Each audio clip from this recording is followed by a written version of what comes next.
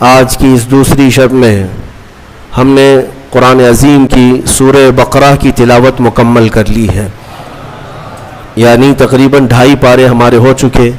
اللہ تبارک و تعالی اسی طرح مکمل قرآن عظیم تجوید کے ساتھ تلاوت کرنے اور آپ سب کو سماعت کرنے کی توفیق عطا فرمائے۔ قرآن عظیم کی سورہ بقرہ، جیسے کہ کل میں نے عرض کیا تھا، یہ سب سے بڑی سورہ ہے قرآن پاک کی، اور اس میں تقریباً قرآن کا پورا مضمون آ چکا ہے۔ پورا مضمون قرآن کا جو ہے وہ سورہ بقرہ میں موجود ہے۔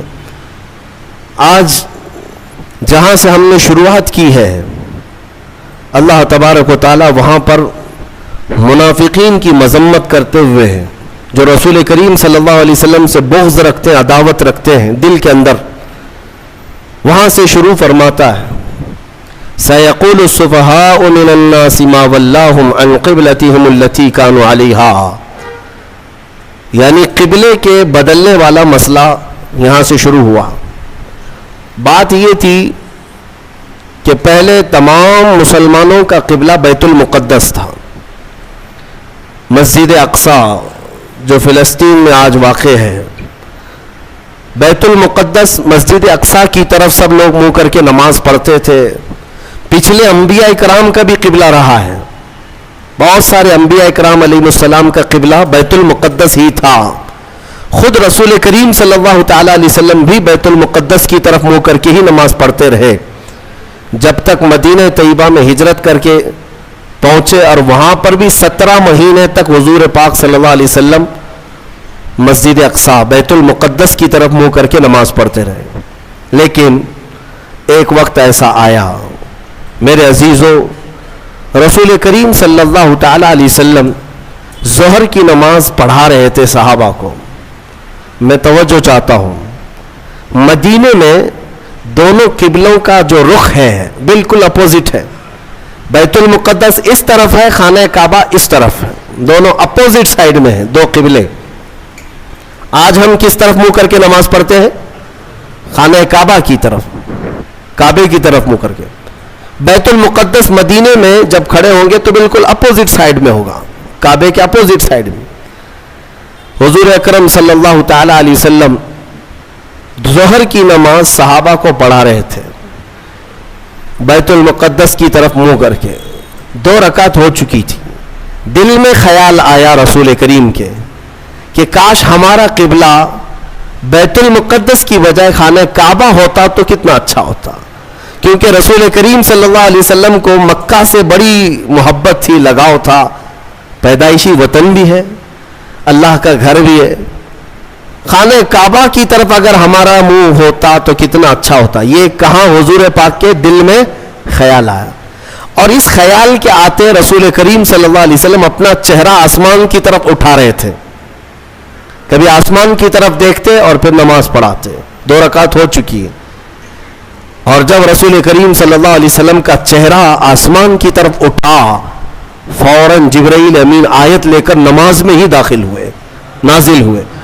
کیا آیت تھی جس کی آج ہم نے تلاوت کی ہے؟ فرماتا ہے مولا قد نرا تقلب وجہک فی السماء، اے محبوب ہم آپ کا چہرہ اٹھانا دیکھ رہے ہیں، آسمان کی طرف آپ جو چہرہ اٹھا رہے ہیں آپ، وہ ہم دیکھ رہے ہیں۔ اللہ فرماتا ہے فَلَنُوَلِّيَنَّكَ قِبْلَةً تَرْضَاهَا، ہم آپ کو اسی طرف پھیر دیں گے جہاں آپ کی مرضی ہوگی، ہم آپ کو اسی طرف پھیر دیں گے، اسی طرف آپ کا قبلہ بنا دیں گے جہاں آپ کی مرضی ہوگی۔ خدا کی رضا چاہتے ہیں دو عالم، اور خدا چاہتا ہے رضا محمد۔ اعلیٰ حضرت یہ فرماتے ہیں ساری دنیا کس کی رضا چاہتی ہے؟ اللہ کی، اور اللہ کس کی رضا چاہتا ہے؟ خدا چاہتا ہے رضا محمد۔ اے محبوب تم راضی ہو، آپ کی مرضی جس طرف ہوگی ہم آپ کو اسی طرف پھیر دیں گے۔ اتنی بات ہی نہیں، اس کے فوراً بعد جو آیتیں آپ تلاوت کریں گے قرآن پاک سورہ بقرہ میں 2 پارے کا پہلا صفحہ جب آپ پڑھیں ترجمے سے پتہ چلے گا آپ کو، یہ آیتیں تو آئی، اے محبوب ہم آپ کا آسمان کی طرف چہرہ اٹھانا دیکھ رہے ہیں، ہم آپ کو اسی طرف پھیر دیں گے جہاں آپ کی مرضی ہوگی۔ اس کے فوراً بعد آیت آتی ہے فَوَلِّ وَجْهَكَ شَطْرَ الْمَسْجِدِ الْحَرَامِ. دیر کس بات کی محبوب، ابھی اسی حالت میں آپ قبلہ بیت المقدس کی بجائے کعبے کی طرف کر لیں. بیت المقدس کی بجائے کعبے کی طرف ابھی کر لیں نماز کی حالت میں. حکم نماز کی حالت میں ہوا اور رسول کریم صلی اللہ علیہ وسلم 2 رکعت کے بعد پھر گئے بیت المقدس سے کس طرف؟ خانہ کعبہ کی طرف. بالکل اپوزٹ ڈائریکشن ہے دونوں بھی. میں آپ کو بتا رہا ہوں پیچھے صحابہ کی جماعت ہے. میں اگر آپ کی طرف گھوم جاؤں تو مقتدیوں کا آمنا سامنا نہیں ہوگا. امام پیچھے ہو جائے گا، مقتدی آگے ہو جائیں گے. ایک روایت میں ہے رسول کریم صلی اللہ تعالی علیہ وسلم چل کر کے ان صفوں میں سے بیچ میں سے آگے گئے اور صحابہ نے جب دیکھ لیا حضور کا چہرہ اس طرف تو پوچھا نہیں کیوں، سبوں نے اسی طرف کر لیا. دین اسی کا نام ہے جس طرف رسول کا چہرہ ہے. یہ پوچھنے کی ضرورت نہیں کہ آقا اب تک یہاں تھا اب یہاں کیوں. کسی صحابی نے پوچھا نہیں، سبوں نے اس طرف منہ کر لیا. نماز کے عالم میں پوچھ تو نہیں سکتے، لیکن جب رسول کا چہرہ دیکھا میرے عزیزو یہی تو اصل دین ہے. اقبال کہتا ہے بمصطفیٰ رساں خیش کے دی ہماؤست. اپنے آپ کو نبی کے قدموں تک پہنچا دے، دین یہی ہے. گھر بہ نہ رسیدی تمام بول حبیس. اور اگر تم رسول تک نہیں پہنچ سکے تو پوری زندگی ابو لہب کی طرح ہے. ابو لہب ہے. حضور تک پہنچ جانا یہی دین ہے اور صحابہ اس کو سمجھتے تھے. حضور کا چہرہ اس طرف ہوا تو سب صحابہ گھوم گئے. ایک روایت میں تو یہ ہے کہ رسول کریم صلی اللہ تعالی علیہ وسلم مڑ گئے تو صحابہ چل چل کر کے پیچھے آ کر کے صفیں لگانے لگے. اس طرف سے اس طرف سب آئے اور حضور کے پیچھے صفیں لگا کر باقی کی 2 رکعت نماز ادا کی. اس نماز میں چہرہ بھی بدلا، چلت پھرت بھی ہوئی، لیکن نماز کسی کی نہیں ٹوٹی. نماز کسی کی نہیں ٹوٹی، اس لیے کہ وہ سارے صحابہ رسول کی اطاعت میں تھے.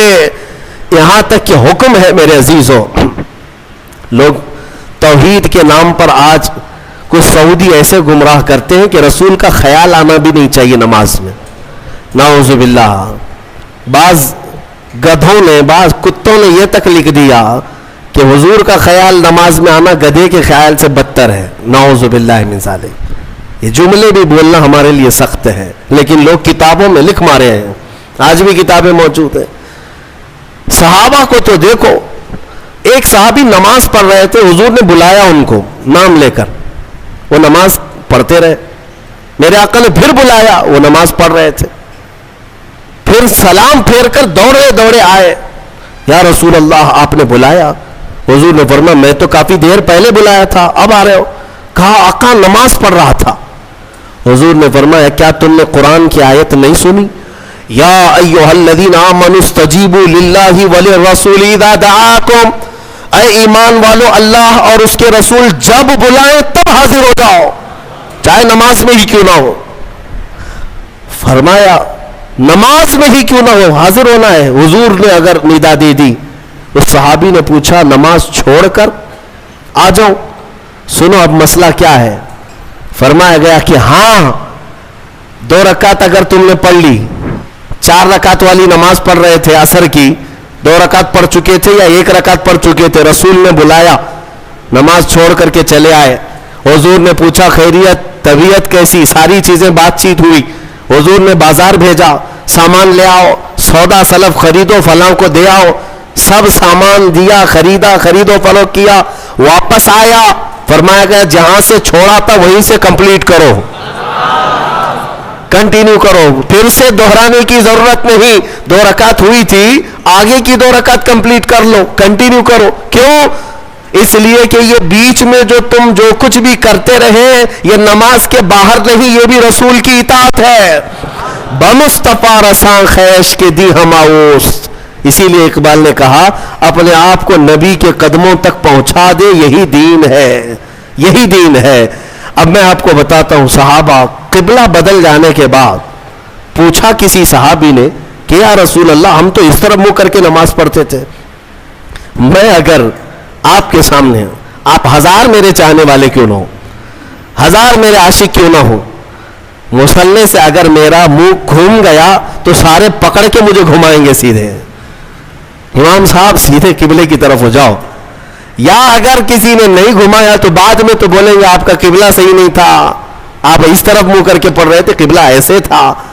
मेरे अजीजों, शरीयत सबके लिए है, लेकिन रसूल जो करे वही शरीयत है। हुजूर पाक सल्लल्लाहु अलैहि वसल्लम अगर घूम गए पूरे अपोजिट डायरेक्शन में, किसी सहाबी ने पूछा भी नहीं, बल्कि खुद भी घूम गए हुजूर की तरफ, और रसूल करीम सल्लल्लाहु ताला अलैहि वसल्लम की इक्तिदा में नमाज कंप्लीट की। वो एक नमाज ऐसी है, 4 रकात वाली एक नमाज ऐसी है, 2 रकात बैतुल मुक़द्दस की तरफ मुंह करके और 2 रकात खाने काबा की तरफ मुंह करके, बाकी किसी की ऐसी नमाज नहीं है। आज भी वो मस्जिद मदीना तैयबा में मौजूद है जिसको मस्जिद क़िबलतैन कहते हैं, जहां ये क़िबला बदला था, जहां ये आयत उतरी थी। अब जो कहना है मुझे वो ये है, हुजूर पाक सल्लल्लाहु ताला अलैहि वसल्लम के चेहरे पाक का हाल ये है कि अगर आसमान की तरफ उठ जाए तो क़यामत तक के लिए क़िबला बदल जाए। सोचो तो जरा सही, उस चेहरे पाक का असर ये है कि अगर उठ गया आसमान की तरफ तो हमेशा के लिए क़िबला बदल गया। जिस तरफ उठ गई दम में दम आ गया, उस निगाहे इनायत पे लाखों सलाम। हुजूर पाक सल्लल्लाहु ताला अलैहि वसल्लम के चेहरे पाक के बारे में तुम समझ रहे हो, क़िबला जब मुसलमानों का क़यामत तक के लिए बदल सकता है, तो एक बार वो चेहरा अगर हम सब की तरफ हो जाए, मेरे आका आओ कि मुद्दत हुई है, तेरी राह में अखियां बिछाते बिछाते बड़े दिन हुए हैं, तेरी हसरतों में तेरी यादों में बड़े दिन हो गए, घर को सजाते सजाते। ऐ मोमिनो, तमन्ना ये करो हुजूर की बारगाह में हमेशा कि वो चेहरे जमाले जहां आ रहा एक बार नजर आ गया तुम्हें, तो तुम्हारा ये इधर उधर का क़िबला बदल जाएगा, फिर तुम्हारा क़िबला उसी महबूबे दो जहां की तरफ होगा। हमारे दिलों के क़िबले को बदलना भी ये मेरे हबीब पाक सल्लल्लाहु अलैहि वसल्लम का असर है। अब मुनाफिकीन जो है बात बनाने लग गए। मैं यहां पर एक और नुक्ता अर्ज कर दूं, सहाबा का हाल ये था कि उन्होंने, किसी ने पूछा नहीं 2 रकात इधर और 2 रकात इधर क्यों, बल्कि सहाबा जानते थे कि जो रसूल करे वही दीन है, वही शरीयत है। एक सहाबी से पूछा, हुजूर पाक सल्लल्लाहु ताला अलैहि वसल्लम ज़ोहर की नमाज में क़िरात करते थे कि नहीं करते थे? हुजूर ज़ोहर की नमाज में क़िरात करते थे, यानी आप सबको मालूम है ना, 3 नमाजें जहरी हैं, 2 नमाजें सिर्री हैं। फजर मगरिब इशा, इसमें जोर से क़िरात करते हैं इमाम, है ना, और ज़ोहर और असर में जोर से नहीं करते, खामोश। लेकिन करते हैं कि नहीं करते तुमको क्या मालूम? खामोश खड़े रहते ना इमाम, तो आपको पता है, पीछे सफों में खड़े रहते इमाम साहब, पढ़ते भी हैं कि नहीं पढ़ते किसी को नहीं पता। अब हुजूर पाक सल्लल्लाहु अलैहि वसल्लम ज़ोहर की नमाज में आहिस्ता ही सही कुछ पढ़ते थे कि नहीं पढ़ते थे? एक सहाबी से पूछा गया, उस सहाबी ने कहा हाँ रसूलुल्लाह तिलावत करते थे। कहा सुनाई देता था? कहा नहीं। कैसे पता? वो सहाबी कहते हैं मैं पीछे सफ में खड़ा रहता और हुजूर के चेहरे की तरफ देखता, आपकी दाढ़ी मुबारक हिलती रहती थी, दाढ़ी मुबारक हिलती रहती थी। इसका मतलब यह है कि मेरे आका नमाज में खामोश नहीं, तिलावत किया करते थे। ऐ मेरे अजीजों, उन सहाबा से पूछो, नमाज में तुम्हें काबे की तरफ देखना चाहिए या रसूल के चेहरे की तरफ? उन सहाबा की तर्जुमानी अगर कहीं से मिलती है तो बरेली के इमाम की जुबान में, वो कहता है हाजियों आओ शहंशाह का रोजा देखो, काबा तो देख चुके, काबे का काबा देखो, काबे का काबा देखो। सहाबा जो देखते थे वो क्या था? काबे का काबा था, और वो उनकी नमाजें नहीं टूटती थी। हाँ, आप सब चाहे कितना भी बड़ा इमाम अभी आए, आपको हुक्म नहीं है कि इमाम की तरफ देखते रहो, आपको हुक्म नहीं है, आप काबे की तरफ मुंह करके रखो। अब के जमाने में इमाम के पीछे हैं आप, लेकिन इमाम को देखते मत रहो नमाज में कि इमाम की टांग उठी है या पैर उठा है, पैजामा नीचे आया है, क्या हो रहा है उसका नमाज में, ये तुम्हें हुक्म आज नहीं है। नमाज में अगर खड़े हो गए तो किबले की तरफ मुंह रहे, صحابہ اکرام کا حال یہ تھا کہ وہ اپنے رسول کو دیکھا کرتے. اتنا ہی نہیں میرے عزیزوں، اتنا ہی نہیں، ایک اور بات میں بتا دوں. آج مدینہ طیبہ میں اگر آپ جائیں گے، اللہ سب کو حاضری نصیب فرمائے. یہ حضور کا محراب اس طرف ہے سامنے، حضور پاک صلی اللہ تعالیٰ علیہ وسلم کا محراب سامنے ہے. اور جب محراب کی طرف منہ کر کے کوئی کھڑا رہے گا تو بائیں ہاتھ کی جانب حضور صلی اللہ تعالیٰ علیہ وسلم کا حجرہ، جو روضہ ہے آج بھی حضور کا، وہی حضور کا حجرہ تھا جس میں میرے آقا صلی اللہ علیہ وسلم حضرت عائشہ صدیقہ رضی اللہ تعالیٰ عنہا کے ساتھ قیام فرماتے. وہ حجرہ عائشہ صدیقہ ہے جس میں میرے آقا دفن ہے. آج کہاں ہے وہ؟ یہ سامنے محراب اور ادھر بالکل بائیں سائیڈ میں حجرہ ہے حضور کا. دروازہ بھی اس کا وہی تھا. جب اقامت یہاں بولتا مؤذن، حضور حجرے سے نکلتے تھے، اور جب حضور حجرے سے نکلتے صحابہ کھڑے ہو جاتے تھے اور صفیں لگ جاتی تھی. اندازہ کرو قبلہ ادھر ہے اور حضور کا حجرہ ادھر ہے بائیں جانب. حضور اکرم صلی اللہ تعالیٰ علیہ وسلم کی وفات سے چند دنوں پہلے کی بات ہے، یہ آخری ایام ہے ظاہری زندگی کے، جب رسول کریم صلی اللہ تعالیٰ علیہ وسلم علالت میں تھے. تکلیف بہت زیادہ تھی، بخار کی شدت تھی. 1 مہینے تک بخار کی شدت رہی، سفر کے مہینے میں. ان دنوں میں بعض مرتبہ ایسا ہوا حضور اکرم صلی اللہ تعالیٰ علیہ وسلم اپنے حجرے سے نکلتے تو 2 صحابہ کے کندھوں پر ہاتھ رکھ کر کے آتے تھے. تکلیف کی شدت تھی لیکن پھر بھی مسجد میں آ جاتے تھے. لیکن آپ کی وفات سے چند دن پہلے ایسے حالات پیش آئے کہ حضور اپنے حجرے سے باہر نہیں آتے تھے. صحابہ کی نمازیں کون پڑھاتا تھا؟ حضرت ابو بکر صدیق پڑھاتے تھے. مصلی پر آپ بڑھتے، نمازیں آپ پڑھاتے. 17 نمازیں حضرت ابو بکر صدیق نے پڑھائی. ایک روایت میں پڑھتا ہوں تو آنکھیں بھیگ جاتی ہیں. مغرب کی اذان ہو چکی، صفیں لگ چکی، مؤذن اقامت بول چکا، حضرت ابو بکر صدیق مصلی پر جا چکے، تکبیر باندھ لیے. اچانک حضور کا حجرہ کھل گیا. کئی دن سے میرے آقا آئے نہیں تھے. جیسے حجرہ کھلا سارے صحابہ مڑ کر کے میرے آقا کی طرف دیکھنے لگ گئے. قبلے کی طرف نہیں، حجرے کی طرف سب مڑ گئے. اور جب رسول کریم صلی اللہ تعالیٰ علیہ وسلم کے چہرے پاک کی چمک دیکھا، سارے صحابہ کے دلوں میں ایسی رقت طاری ہو گئی، ان کی آوازیں بلند ہو گئی. بعض نے ہاتھ پر آواز مار مار کر کے کہا، ابو بکر پیچھے آ جاؤ، آفتاب رسالت آ چکے، رسول کریم صلی اللہ تعالیٰ علیہ وسلم آ چکے. میں یہ نماز کی حالت کی بات کر رہا ہوں. نماز کی حالت صحابہ جانتے تھے کہ رسول کی رضا ہی یہ اللہ تک پہنچنے کا ذریعہ ہے. اگر رسول کو راضی کر لیا تو ساری عبادتیں ہیں، اور اگر وہ راضی نہ تو ساری عبادتیں فضول ہیں. صحابہ اکرام رضوان اللہ تعالیٰ علیہ مجمعین نے جب آواز لگائی تو وہ ابو بکر صدیق مصلی پر جو ہے میرے عزیزوں، مصلی پر جا چکا امام، تکبیر باندھا ہوا امام، جب آواز آئی پیچھے سے تو وہ خود بھی بائیں جانب مڑ کر دیکھتے ہوئے پیچھے کی طرف آنے لگ گئے. نماز توڑ کر کے نہیں، رکعت باندھ کر کے پیچھے کی طرف آنے لگ گئے. رسول کریم صلی اللہ تعالیٰ علیہ وسلم جب تشریف لائے تو مصلی پر میرے آقا صلی اللہ تعالیٰ علیہ وسلم کو بٹھایا گیا. یہ کیسی نمازیں تھیں، کیسی نماز. ہم اور آپ اگر حرکت بھی کریں تو نماز ٹوٹ جائے، نماز باطل ہو جائے، فاسد ہو جائے. لیکن رسول کے لیے اگر چہرہ پھر بھی گیا تو نماز باطل نہیں، بلکہ میں کہتا ہوں وہی تو عین نماز ہے. ظالمو، تم کہتے ہو رسول کا خیال آنا، معاذ اللہ رب العالمین برے کلمات کہتے ہو، گدھے کے خیال سے بدتر ہے. ان صحابہ سے پوچھو، وہ اللہ رب العزت کی عبادت کرتے تھے لیکن رسول کے چہرے کو بھی دیکھا کرتے تھے.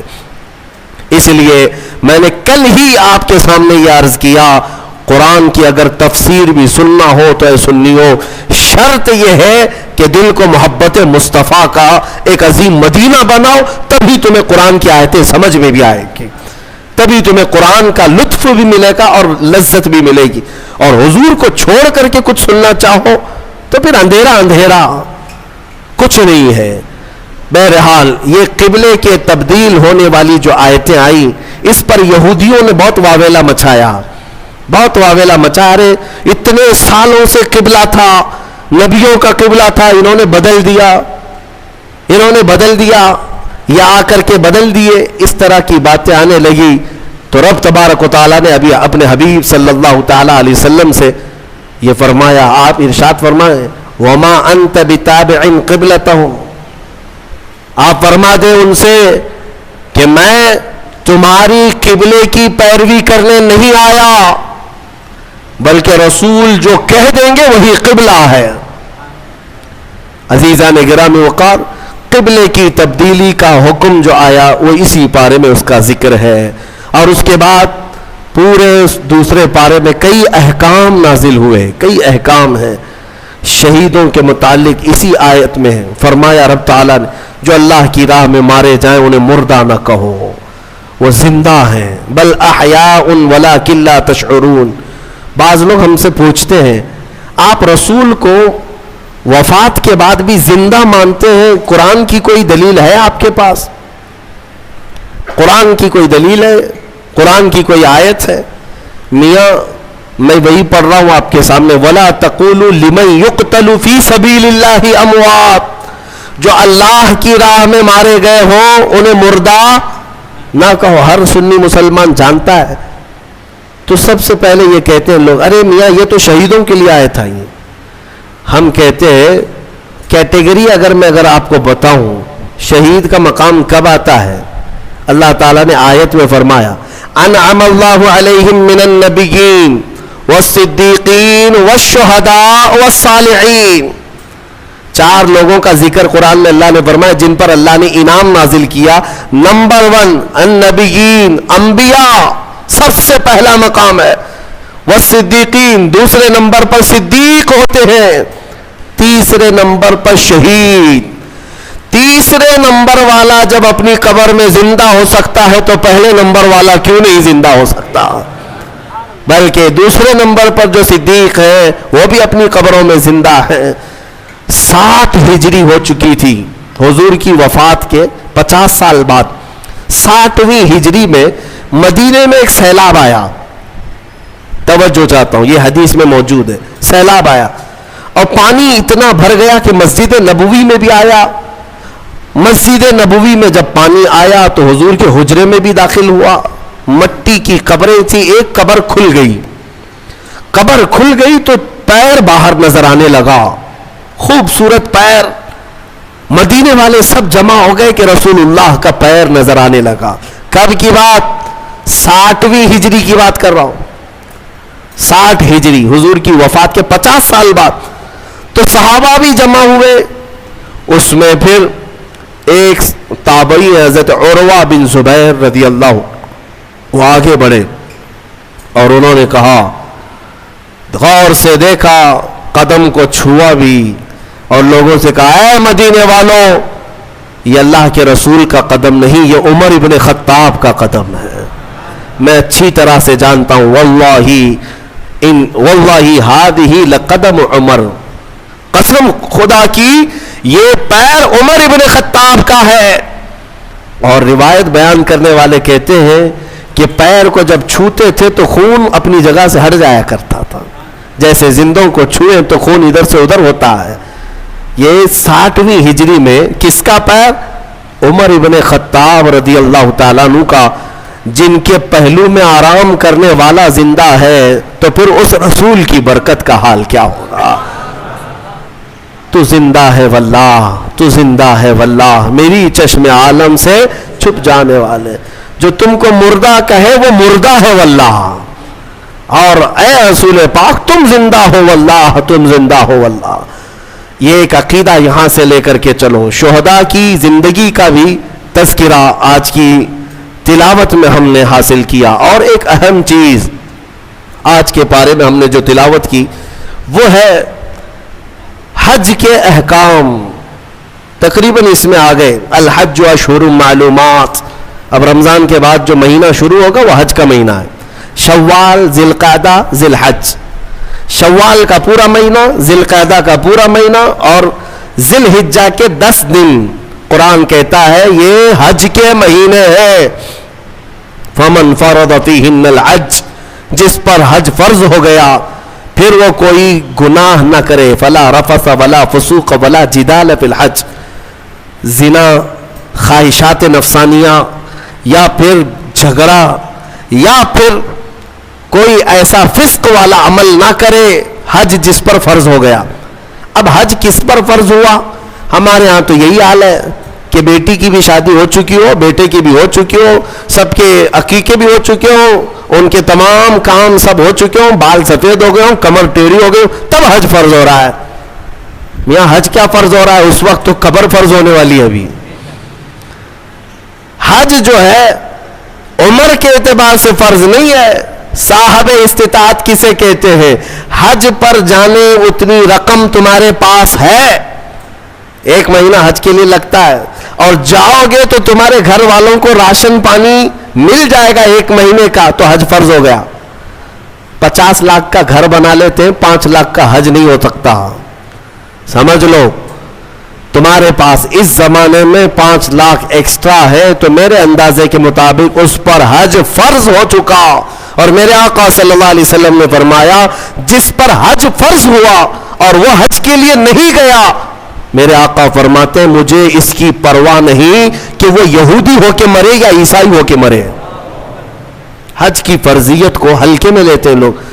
मैं वहां हज में अक्सर जाकर देखता हूं, सबसे बूढ़े हाजी कहीं के होते हैं तो हिंदुस्तान के, पाकिस्तान के, बांग्लादेश, सबसे बूढ़े हाजी ऐसे लटके हुए आते हैं बेचारे। उनको ना अरफात का मैदान मालूम, न मीना, न मुज़दलिफा। अहकाम क्या करेंगे? रास्ते पे बैठ गए, बुलाते चलिए हाजी साहब अरफात का मैदान वहां है, उसमें ठहरना फर्ज है। कहा नहीं बाबा थक गए, अल्लाह माफ करेगा। अल्लाह तो यहां हिंदुस्तान में भी माफ करता। गए तो पैसे दे करके, अहकाम तो पूरे करने ही है। अगर अहकाम किए बगैर तुम ये कहते बैठ जाओ तो मेरे अजीजों ये मजाक है। इसीलिए जवानी में अगर माल आ गया, इस्तिताअत आ गई तो जवानी में हज फर्ज है। इंडोनेशिया वालों के बारे में हमने सुना है, हज नहीं करते तो उनको लड़की भी नहीं देते हैं। शादी करने से पहले पहले वहां जवान लोग हज कर चुके होते हैं। हज नहीं तो उम्रा। गरीब आदमी उम्रा करेगा तो उसको बीवी मिलेगी। लिहाजा आप में से जो इस तरह के ख्यालात पालते हो कि अभी बहुत काम बाकी है, बाद में देख लेंगे हज, तो उनके लिए ये वईद है। कुछ बूढ़े जा चुके हज के लिए, लेकिन बहुत से तो ऐसे हैं मौत आ गई, वो प्लानिंग करते रह गए और मौत आ गई, फिर उनके लिए वही वईद है जो हदीस पाक में आई है। पता नहीं उनका खात्मा किस अंजाम के साथ हुआ हो। हुजूर फरमाते मुझे इसकी परवाह नहीं कि यहूदी होके मरे या ईसाई होके मरे। अल्लाह ने अगर ताकत दी है, इस्तिताअत दी है और माल दिया है तो हज कर लिया करे। ये हज के अहकाम भी इस पारे में आज हमने तिलावत की है। और खुसूसियत के साथ आखिरी बात मैं अर्ज करूं, तीसरे पारे की शुरुआत थी, हमने जो आयतें तिलावत की वो आयतल कुर्सी है। अल्लाहु ला इलाहा इल्ला हुवल हय्युल क़य्यूम। ये एक आयत ऐसी है जिसको आयतल कुर्सी कहते हैं। एक आयत है पूरी और इसके मुताल्लिक फ़ज़ाइल इतने आए हैं कि अल्लाह ताला ने अपने रसूल को ख़ास तोहफे के तौर पर आयतल कुर्सी अता फरमाए। जो आयतल कुर्सी पढ़ लेता है वो सारी बलाओं से महफूज है। रात को अगर पढ़ करके सोया तो उसका घर जलने से महफूज, जलने से, चोरी होने से महफूज। बल्कि आयतल कुर्सी पढ़ने वाले के मुतालिक ये भी है कि अगर हर फर्ज नमाज के बाद किसी की आदत है कि वह आयतल कुर्सी पढ़ लिया करता है हर फर्ज नमाज के बाद, तो फरमाया गया कि जब उसकी रूह निकलने का वक्त आएगा, उसकी रूह निकलने का वक्त आएगा तो ऐसा होगा कि उसकी रूह इधर निकाली जा रही होगी, एक कदम दुनिया में होगा, दूसरा कदम जन्नत में होगा। और उसकी रूह कब्ज करने के लिए भी यह हुक्म आया कि इतनी आसानी के साथ उसकी रूह निकाली जाएगी कि उसे अंदाजा भी नहीं होगा, पता भी ना चलेगा। आयत अल कुर्सी पढ़ने की आदत डालो, हिफाजत के लिए भी, और जो अल्लाह रब्बुल इज्जत से बेपनाह मोहब्बत करना चाहता है, अपने रब से बेपनाह मोहब्बत करके करीब होना चाहता है, उसे आयत अल कुर्सी का विर्द जरूरी है। वो जिस कदर आयत अल कुर्सी पढ़ेगा मौला ताला उतना करीब उस बंदे को करता जाएगा। और एक बात याद रख लें, अल्हम्दुलिल्लाह बचपन से हमें भी आदत है, आयत अल कुर्सी पढ़ने वाले की एक और फजीलत है कि उसे फिर दूसरी कुर्सी की लालच भी नहीं आएगी। हाँ, कुर्सी वालों को मैं ये कहता हूं, आयत अल कुर्सी पढ़ा करो ताकि ये नहुसत दिल से निकल जाए। ये कुर्सी, वो कुर्सी, वो कुर्सी, ये कुर्सी, कब तक कुर्सियों के पीछे चलोगे? जिसके पास आयत अल कुर्सी हो, जैसे देखो अजमेर के ख्वाजा की कुर्सी आज तक कोई नहीं हिलाता, कोई नहीं हिलाता, और उस कुर्सी के लिए कभी इलेक्शन भी नहीं होता। हमारी बात हमारे और 100 नस्लें भी आएंगी, हिंदुस्तान का बादशाह वो नस्लें गरीब नवाज को ही समझा करेंगी। क्यों? वो आयत अल कुर्सी वाले बादशाह है। लिहाजा है सुन्नी मुसलमानों, आयत अल कुर्सी का विर्द रखो। ये कुर्सियों की लालचें भी बहुत खतरनाक होती हैं, बसा औकात इंसान को काफिर बना देती हैं, बसा औकात इंसान को गुमराह कर देती हैं। हमने देखा है औलिया इकराम की तालीम में, औलिया इकराम जब किसी की तरबियत करते हैं ना तसव्वुफ में, तो तरबियत में सबसे पहले वो 2 चीजों को मारते हैं। पहली चीज ये है कि खाने में लालची ना हो, बहुत ज्यादा खाना बंद कर दो। अगर किसी वली के दरबार में तरबियत लेना है तो पहली तरबियत वो ये करते हैं खाने पर कंट्रोल, और दूसरी तरबियत किसी भी मकाम, मर्तबे, मनसब और कुर्सी की लालच हरगिज नहीं। कोई अमल इसलिए नहीं करेगा कि मुझे ये मकाम मिले, दुनियावी मनसब मिले।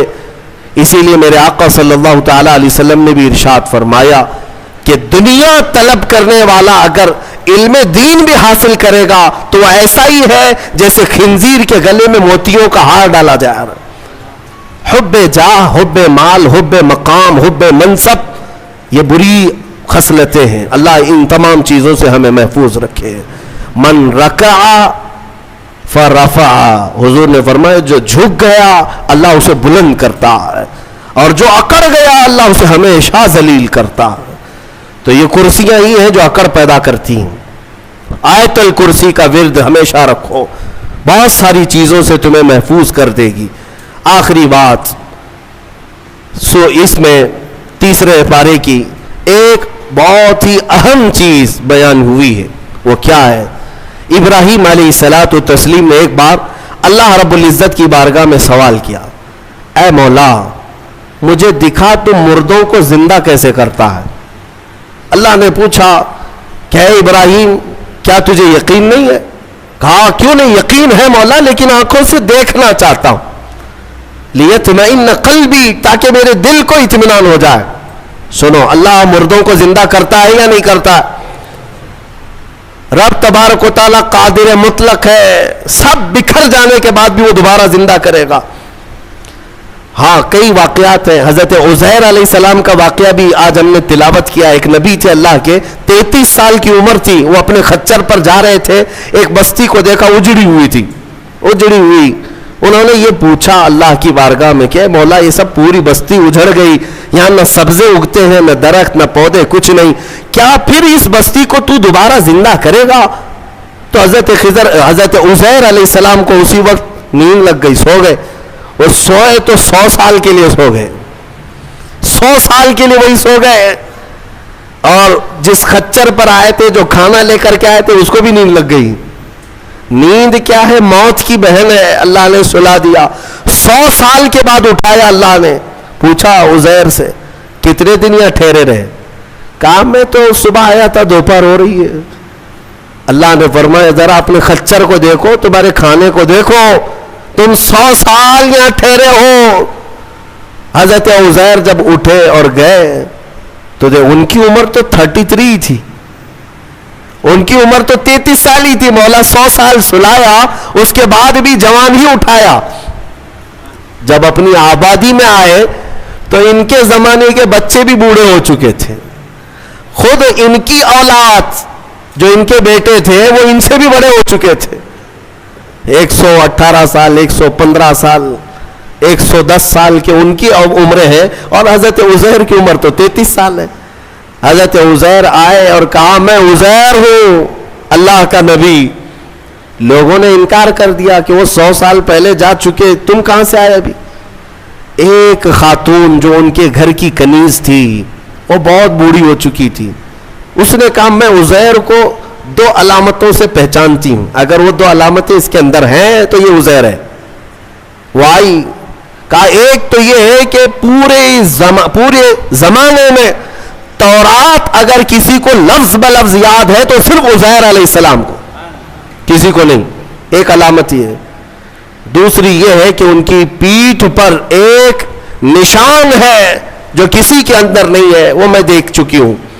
حضرت عزیر کو جب اس بوڑھی نے یہ کہا تو حضرت عزیر علیہ السلام نے لفظ بلفظ پوری سورہ تورات سنا دی، اور ان کی پیٹھ پر وہ نشان بھی باقی تھا. تو اس خاتون نے پکار کر کہا اے لوگوں، یہ اللہ کی قدرت ہے، یہی عزیر ہے جو 100 سال پہلے ہم سے بچھڑا تھا، آج مولا نے 100 سال بعد دوبارہ اسے ہمارے ہاں اٹھا کر لایا ہے. یہ واقعہ کیوں پیش آیا؟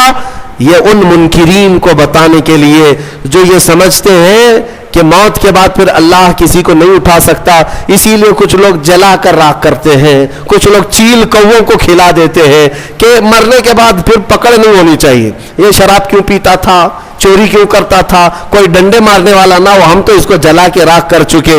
مولا قرآن میں بیان فرماتا ہے جو رب ایک پانی کے قطرے سے تمہیں انسان بنا سکتا ہے، تمہاری راکھ کو جمع کر کے دوبارہ تمہیں زندہ کیوں نہیں کر سکتا؟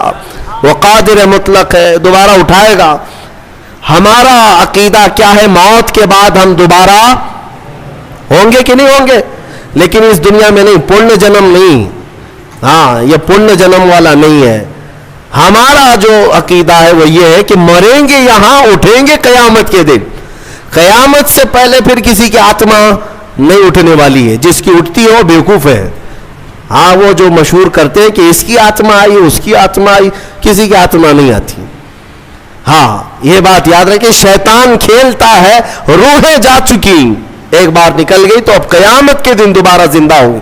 الحمدللہ ہمارا عقیدہ یہی ہے، اسلام کا عقیدہ یہ، ہم مرنے کے بعد عالم برزخ میں جاتے ہیں اور پھر مولا قیامت کے دن اٹھاتا ہے.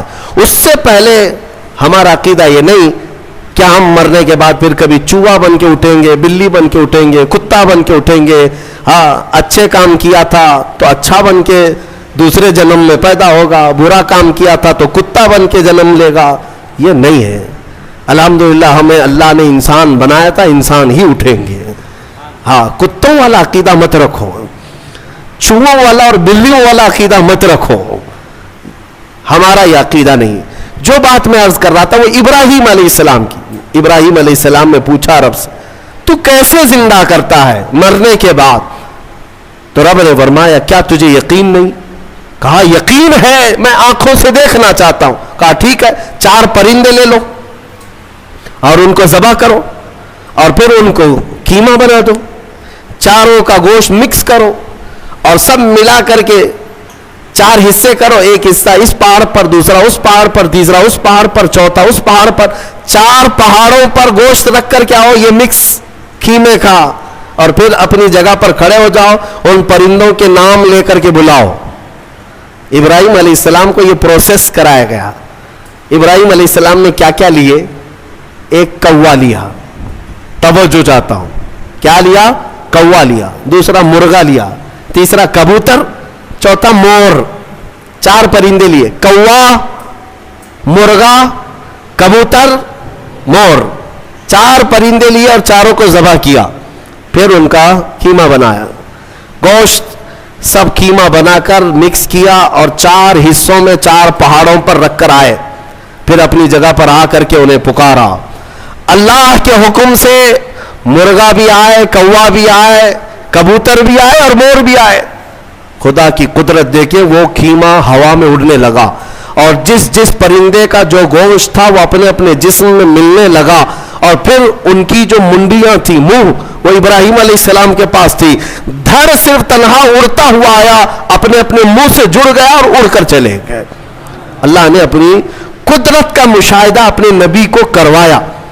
ابراہیم علیہ السلام، مردوں کو مولا کیسے زندہ کرتا ہے یہ نبی کو سامنے کر کے دکھایا گیا. لیکن صوفیہ کرام کی بھی ایک تعلیم ہوتی ہے. میر عبد الواحد بلگرامی رضی اللہ عنہ سبع سنابل شریف کے مصنف فرماتے ہیں ابراہیم علیہ السلام کو یہ پروسیس کیوں کرایا گا، یہ 4 پرندے آپ نے کیوں لیے؟ صوفیہ کے جو نقطے ہوتے ہیں بڑے اہم ہوتے ہیں. میں نے 4 پرندے کہا، یاد ہے نا 4 پرندے؟